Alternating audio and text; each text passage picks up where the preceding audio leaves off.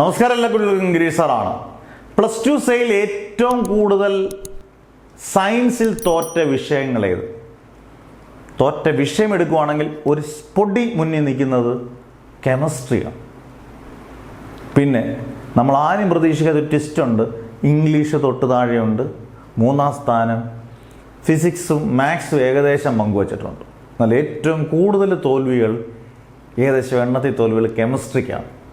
അന്നേരം വളരെ സൂക്ഷിക്കുക.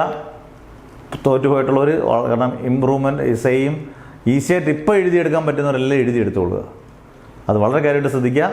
കൊമേഴ്സിൽ ഏറ്റവും കൂടുതൽ കുട്ടികൾ പോയിക്കുന്നത് അക്കൗണ്ടൻസിക്കാണെങ്കിൽ, ഹ്യൂമാനിറ്റീസിൽ ഏറ്റവും കൂടുതൽ തോറ്റു പോയിക്കുന്നത് എക്കണോമിക്സിനാണ്. അന്നേരം ഈ ഒരു രീതിയിലാണ് തോൽവിയുടെ എണ്ണം കൂടുതൽ. നന്നായിട്ട് പഠിച്ചാൽ ഈ വിഷയങ്ങളൊക്കെ നിങ്ങൾക്ക് തന്നെ അറിയാം. ഇമ്പോർട്ടൻറ്റ് ക്വസ്റ്റ്യൻസും അതിൻ്റെ വീഡിയോസും സിമ്പിളായിട്ടുള്ള നോട്ട്സും കിട്ടിയാൽ ഏത് കുട്ടിയും പഠിക്കും. അങ്ങനെ പഠിക്കണം. ഇനി ഒരു തോൽവിയിലേക്ക് ഒരു കുട്ടികളും പോകാതിരിക്കട്ടെ. നല്ല വിജയമാകട്ടെ. ജൂണിൽ പരീക്ഷ നടത്തി ജൂലൈയിൽ നിങ്ങൾക്ക് ആദ്യം റിസൾട്ട് വരും. നിങ്ങൾക്ക് ഒരു കോഴ്സും നഷ്ടപ്പെടത്തില്ല കേട്ടോ. അന്നേരം നെവർ എവർ ഗിവ് അപ്പ്.